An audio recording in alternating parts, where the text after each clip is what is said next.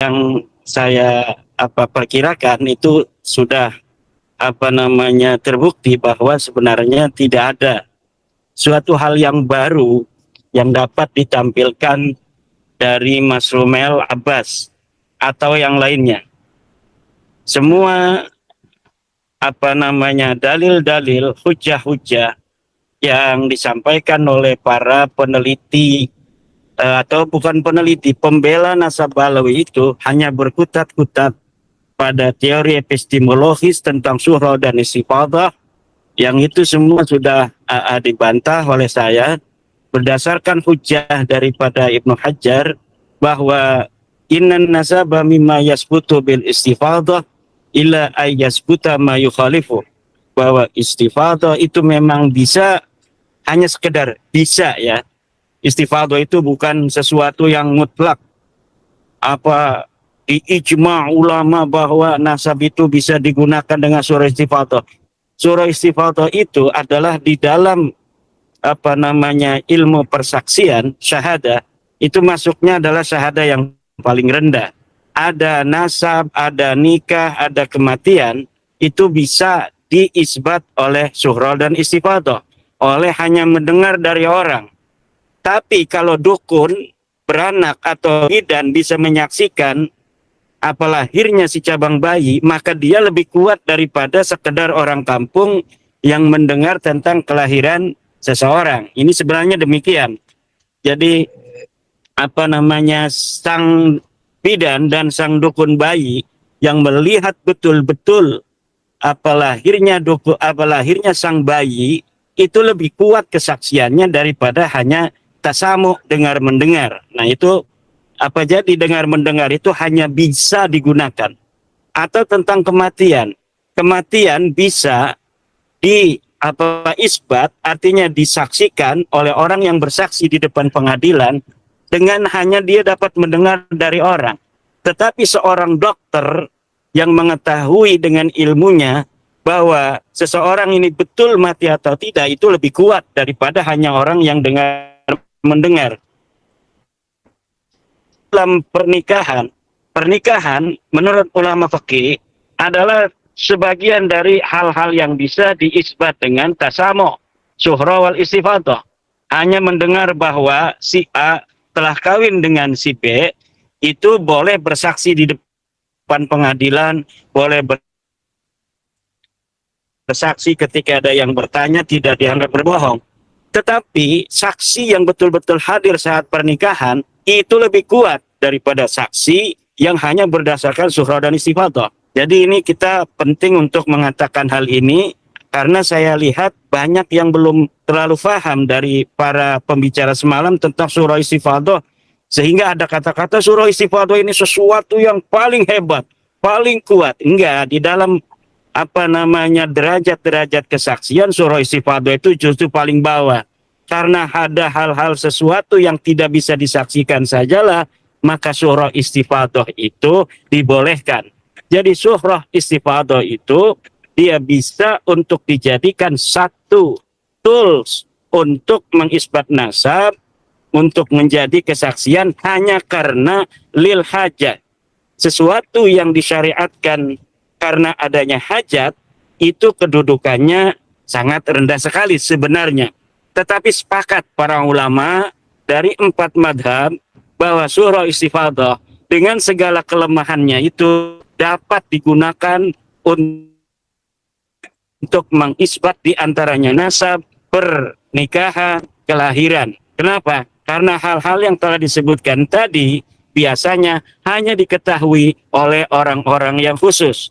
Kalau kita menutup jalan syariah bahwa selain surah istifadah tidak bisa selain mendengar dan melihat tidak bisa digunakan persaksian, maka akan sangat sedikit orang yang dapat bersaksi tentang nasab, tentang kelahiran, tentang pernikahan, tentang kematian. Karena biasanya orang yang mati les itu kan hanya keluarganya yang hadir. Orang yang melahir itu biasanya hanya ibunya dari istri itu yang melihat dengan bidan. Apalagi pernikahan, ya biasanya hanya orang beberapa keluarganya yang hadir, walaupun ini bisa agak banyak kalau pernikahan. Tetapi pada prinsipnya syuhra istifadah itu disyariatkan lil hajah, karena sulitnya, sedikitnya orang yang dapat bersaksi dengan melihat secara langsung. Ini perlu diketahui oleh masyarakat tentang apa itu syuhra wal istifadah.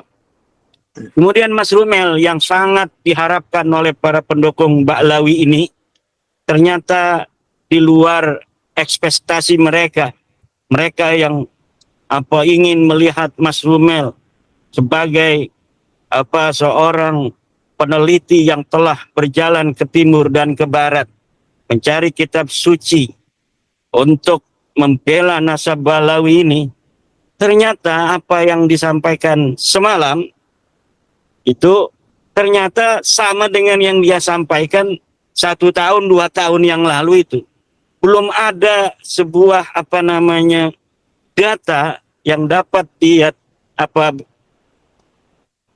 gapai, yang dapat dia raih, yang dapat dia capai untuk membela nasab Ba'lawi. Nah, ini akan saya berikan beberapa catatan. Saya mencatat bahwa sebelum ke manuskrip tinta biru, ini akan ada istilah manuskrip tinta biru Mas Rumel yang luar biasa itu. Rupanya andalan sekali manuskrip tinta biru. Sebelum ke manuskrip tinta biru, ada beberapa hal yang saya ingin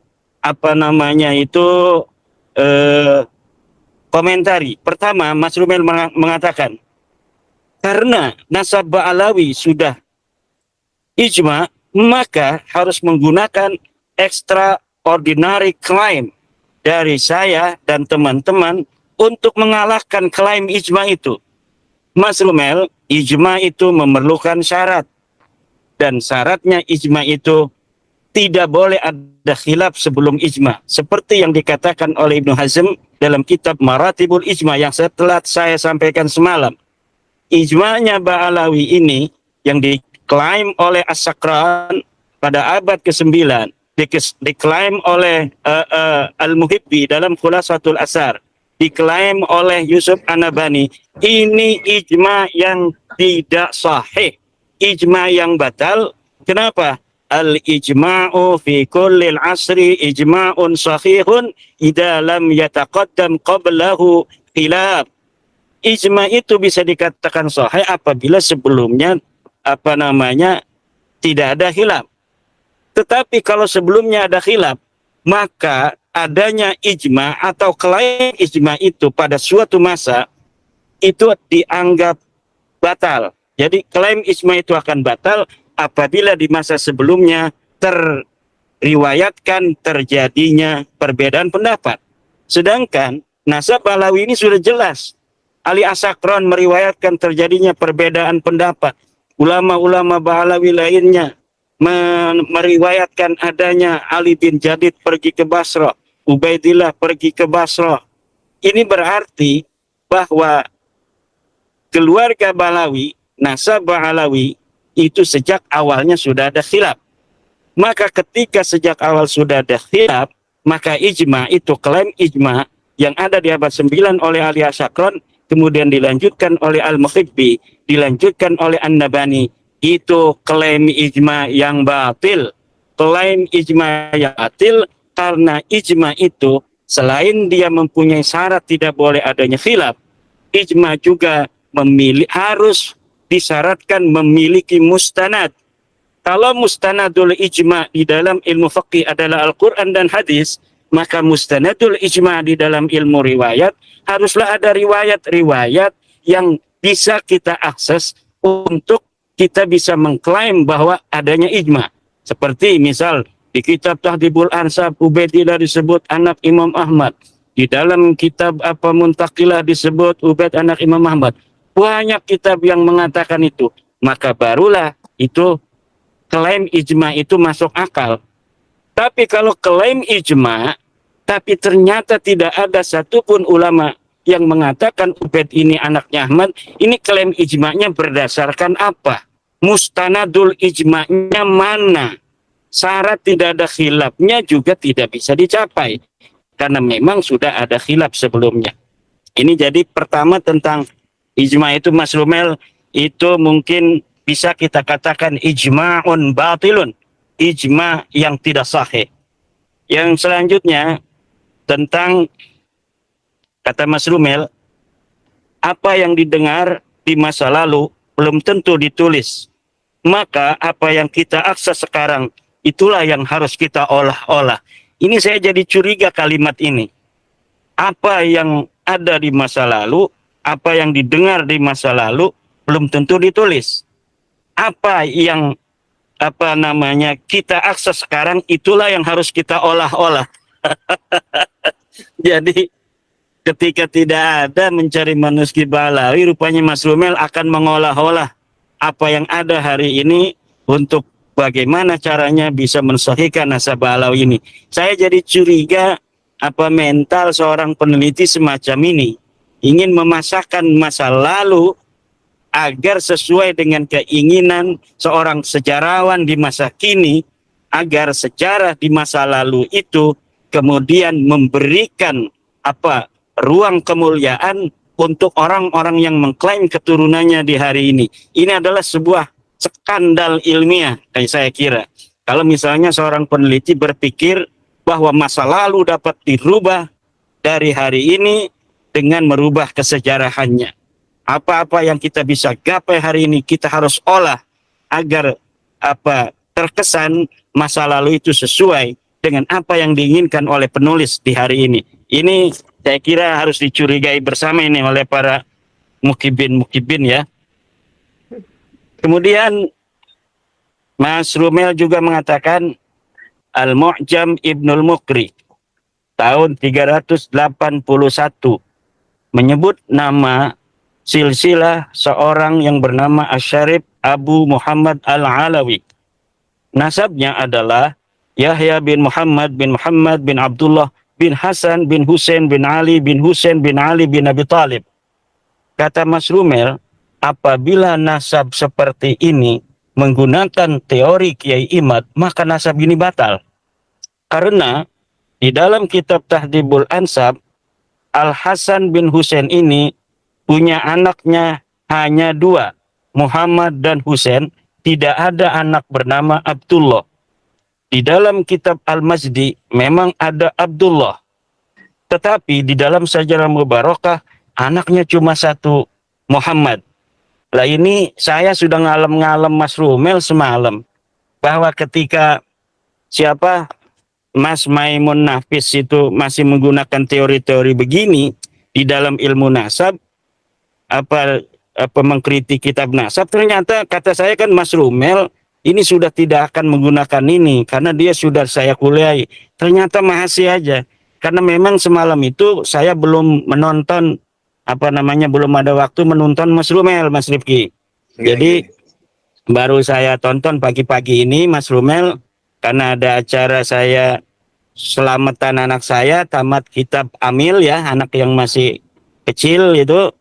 Jadi saya nyembelih kambing, jadi belum sempat menonton Mas Rumel.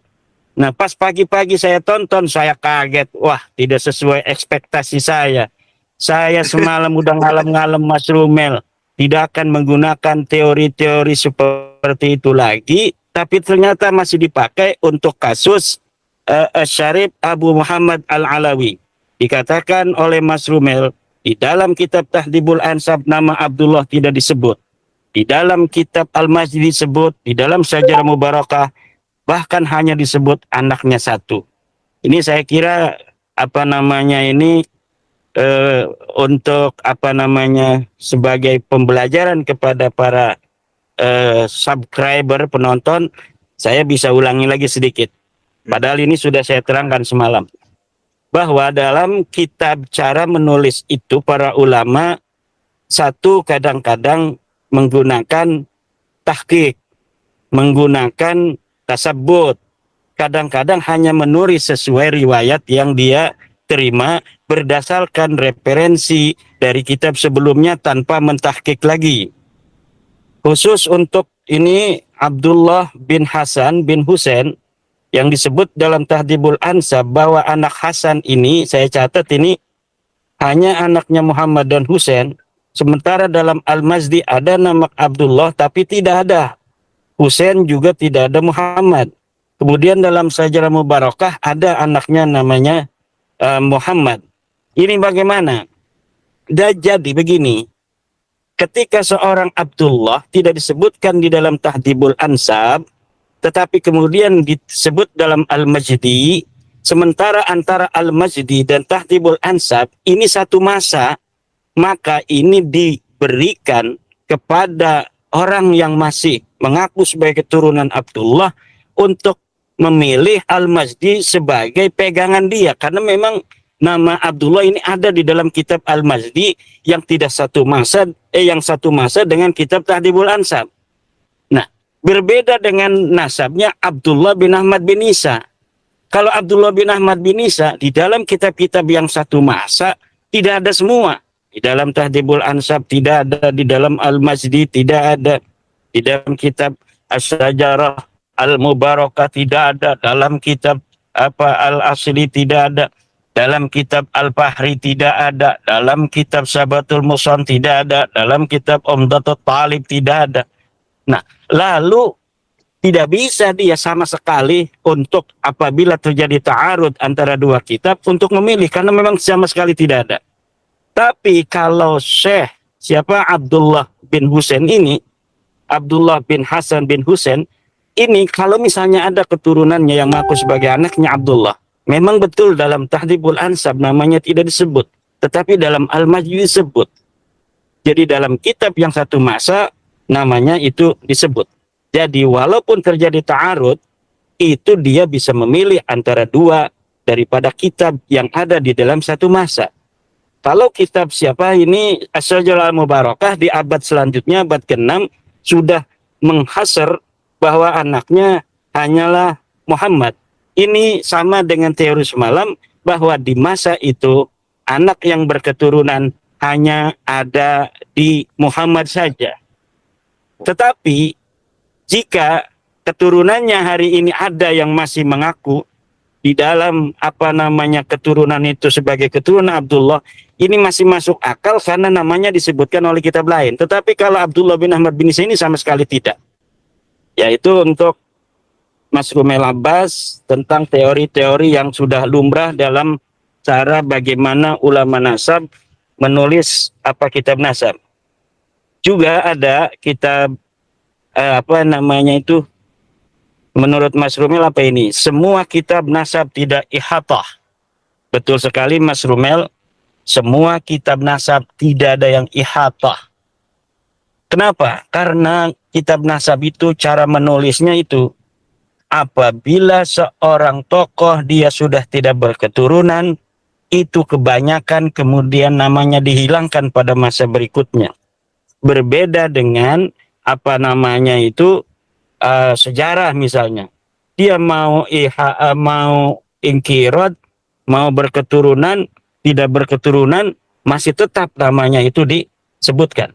Tetapi kalau kitab nasab itu ketika dia sudah tidak berketurunan, di abad selanjutnya, di masa berikutnya, namanya itu biasanya dihilangkan. Itu. Kemudian naskah nanti dulu. Manuskrip. Oh, belum. Nanti. Jadi kalimat Mas Rumel ini kan bercabang. Semua kitab nasab tidak ihatah. Itu maksudnya bahwa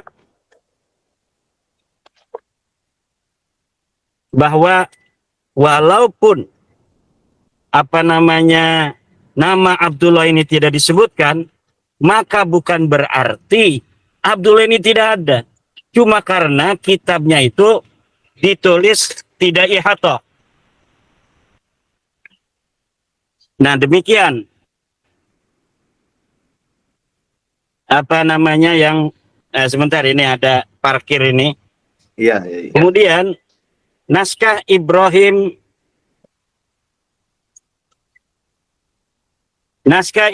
bin Mansur. Nanti aja, isian aja dulu.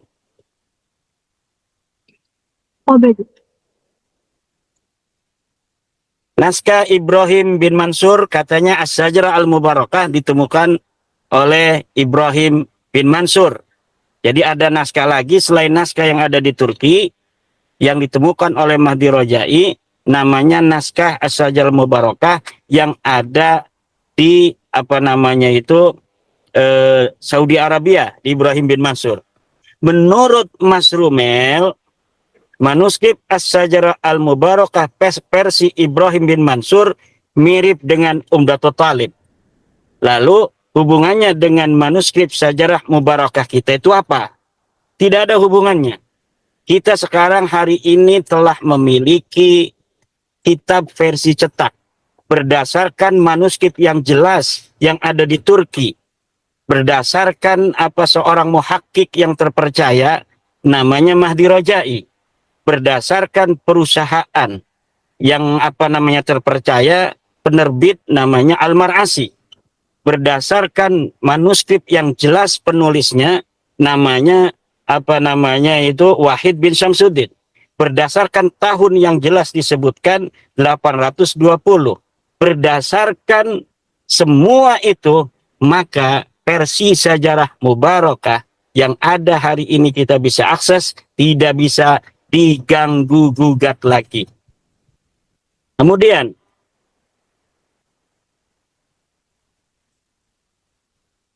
ada sanad mutawakil Allah yang mendapatkan apa sanad dari bin Jadid. Nah, mutawakil Allah yang mendapatkan sanad dari Ali bin Jadid maksudnya apa? Dikemukakan. Mungkin menurut Mas Rumel maksudnya kalau sudah ada naskah mutawakil Allah berarti kesunyian itu bisa untuk diperpendek. Tidak bisa. Setiap sanad-sanad yang atas nama Syarif Abul Jadid tidak bisa dikaitkan dengan nasab Alawi. Kenapa? Nasab Alawi sama sekali tidak ada kaitan dengan Syarif Abul Jadid. Abul Jadid adalah seseorang, Alwi adalah orang lain. Tidak ada kaitan antara Alwi dan Jadid. Dia bukanlah saudara. Pengklaiman Jadid sebagai saudara Alwi hanya diklaim di abad ke-9 oleh Ali bin Abu Bakar As-Sakran. Tidak oleh Al-Jauhar Safaf. Tidak oleh Abdurrahman Khatib yang problematis. Yang orangnya saja tidak ada. Ulama tidak ada yang mengenal. Mas Rumel, nanti akan kita bisa buktikan bahwa seorang Abdurrahman Al-Khatib ini orangnya tidak ada. Manuskrip yang hari ini dikatakan itu ditampilkan satu manuskrip itu dapat dari mana satu lembar itu. Yang ada itu manuskrip 40 tahun yang lalu. Tulisannya itu tulisan Alwi bin Thohir entah siapa itu. Nah, itu harus dapat membuktikan jangan selembar-lembar itu saja itu yang diberikan itu. Katanya ada 200 tahun yang silam. Silahkan kita uji 200 tahun yang silam. Seperti apa itu bentuk manuskripnya. Kemudian jadi jangan lagi itu Mas Rumel mengkaitkan apabila ada sanad Abul Jadid itu dikatakan berarti Ba'alawi kesunyiannya dapat sedikit dikurangi karena ada sanad Abul Jadid. Abul Jadid tidak ada kaitan dengan Ba'alawi. Abul Jadid diklaim sebagai keluarga Ba'alawi di abad 9. Kemudian dikatakan Jadid punya adik namanya Alwi. Tanpa ada berita di abad di mana Alwi itu hidup, yaitu di abad ke-4. Tidak ada berita di abad ke-5. Tidak ada berita di abad ke-6. Tidak ada berita di abad ke-7 bahwa seorang Jadid punya adik namanya Alwi. Kemudian Ali bin Jadid keturunannya itu di abad ke-7 menjadi saudara Ba'alawi. Ini baru klaim itu ada di Ali bin Abu Bakar As-Sakran. Kemudian ada ijazah Umar bin Adibai Arbaun. Sama saja, ini ijazahnya milik Syarif Abul Jadid. Jangan lagi kait-kaitkan. Kecuali sudah mendapatkan sebuah manuskrip kitab yang menyatakan Jadid punya anak atau punya adik namanya Alwi. Mas Rumel juga mengatakan, saya yakin Kiai Imad tidak pernah meneliti naskah asli dari As-Suluk. Yang ngapain neliti naskah asli As-Suluk? pergi-pergi ngabis-ngabisin duit. Apa yang kita butuhkan hari ini sudah ada. As-Suluk versi cetaknya ada.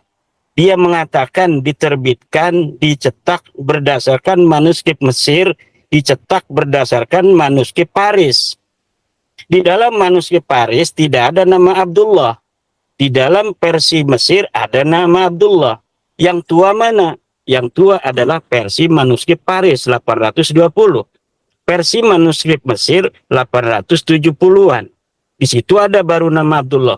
Kita mau milih yang mana? Ya saya mau milihnya yang versi Paris. Bahwa sebenarnya tidak ada nama Abdullah disebutkan. Mas Rumel mau milih versi Mesir karena di situ membantu Nasabalawi. Ya monggo. Ya, tetapi dari sana saja klaim bahwa Nasabalawi itu bersambung kepada Jadid melalui Abdullah, ini sudah masykukun fi. Ad-dalil idza taraqahul ihtimal saqata bihil istidlal. Sebuah dalil apabila sudah ada ihtimal, bisa iya bisa tidak, saqata bihil istidlal, maka seharusnya tidak boleh lagi untuk diambil sebagai dalil. Kemudian Umar bin Sa'ad Ad-Difari mendapatkan hadis dari Faqih Muqaddam. Katanya dari Ahmad bin Jadid. Manuskripnya ditunjukkan. Manuskrip tinta biru, kertas bergaris-garis. Manuskripnya oleh Mas Rumel ditunjukkan. Manuskrip tinta biru dengan kertas bergaris-garis. Pertanyaannya, benarkah manuskrip itu pernah ada di alam dunia ini di masa lalu? Seorang faqih muqaddam mendapatkan hadis dari Ali bin Jadid. Kenapa kertasnya kertas yang bergaris-garis yang baru dicetak di zaman ini? Kenapa tintanya berwarna biru? Apakah di masa lalu ada orang yang nulis kertas berwarna biru tintanya? Saya kira belum ada di masa lalu itu, Mas Rumel.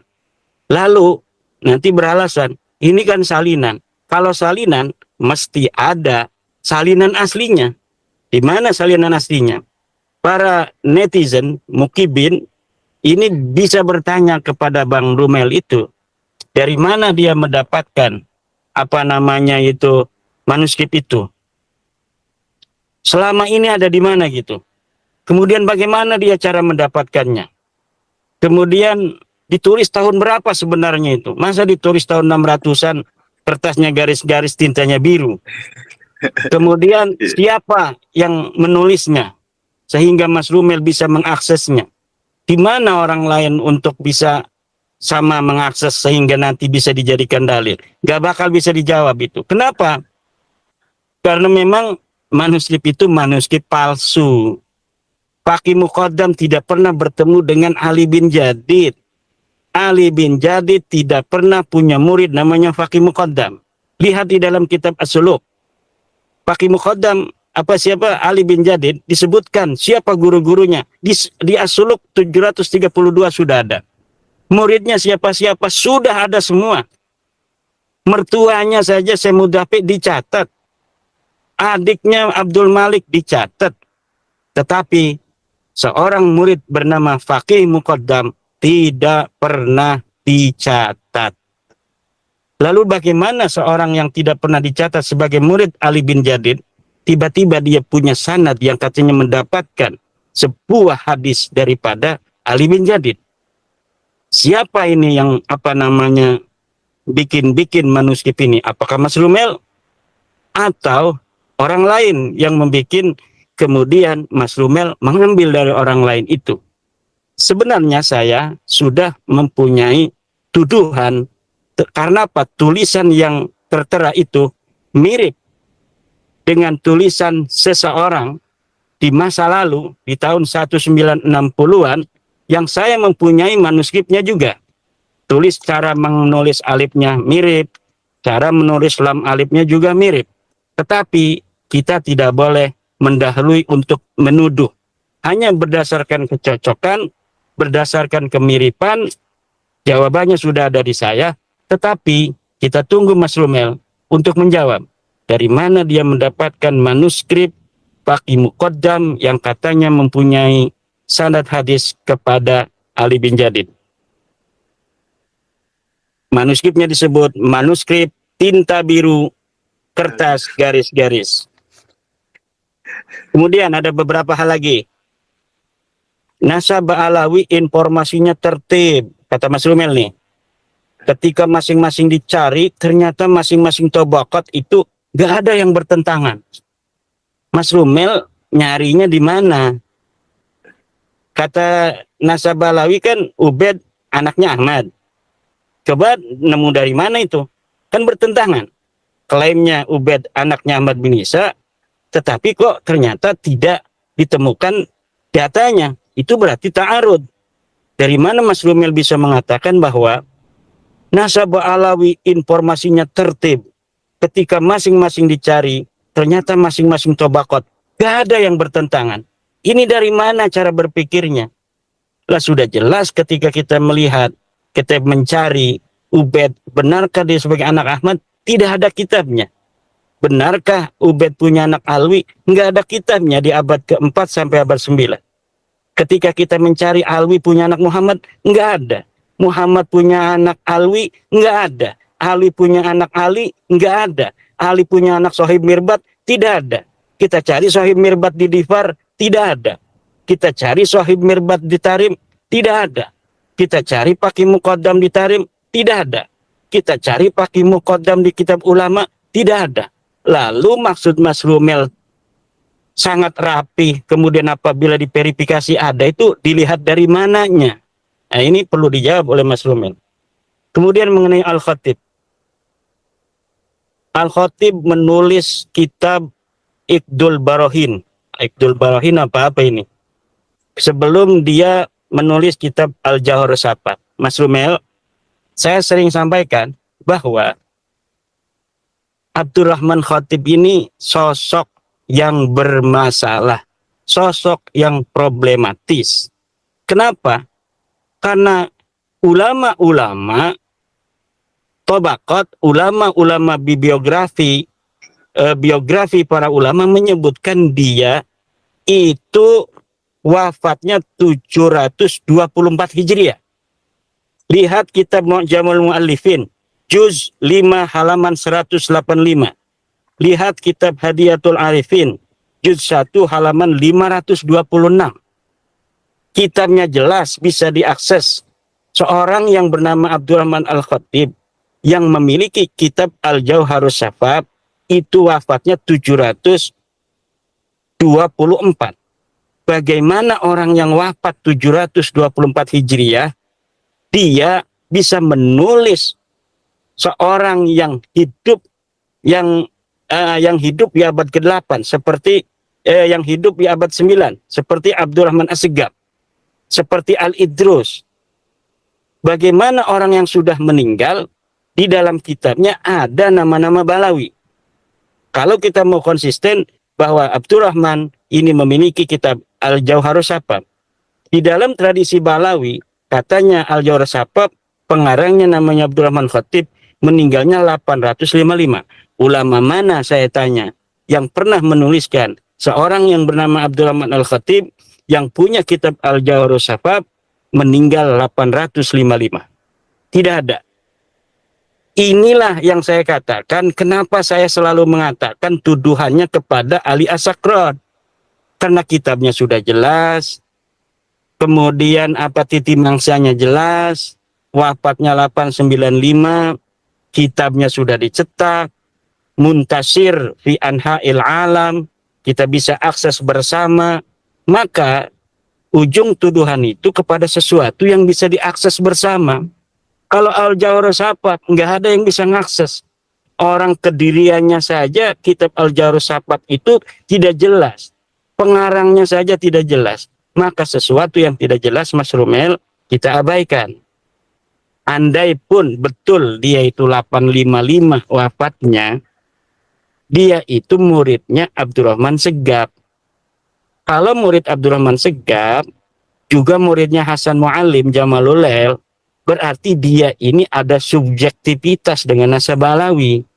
Maka walaupun dia bukan Balawi, ini kita masukkan satu genre, dia sebagai naskah internal yang tidak bisa menguatkan naskah Balawi dan tidak bisa disebut sebagai naskah eksternal. Bisalah disebut semi internal atau juga semi eksternal. Nah, sesuatu yang 50-50 begini, kediriannya saja tidak jelas. Naskahnya aja baru 40 tahun. Kemudian pengarangnya aja tidak jelas. Ulama mengenalnya dia wafat 724 Hijriah. Tapi kenapa di dalam naskah Balawi disebut 855? Ini dulu diselesaikan, baru kita bisa jadikan Al-Jawr Syafaf sebagai teman setia dari Al-Burqatul Musikoh. Nanti kita bisa katakan Dwi Tunggal naskah Balawi, Al-Jawr Syafaf dan Al-Burqatul Musikoh. Tapi sampai saat ini Mas Lumel, kita harus konsisten di dalam beristidlal. Sesuatu dalil itu harus nyata, dalilnya harus ada bukti materialnya, dalilnya harus jelas. Kalau Al-Jawr Syafaf tidak jelas. Nah, inilah yang terakhir yang dapat disampaikan oleh Mas Lumel Abbas, Kang Rifki.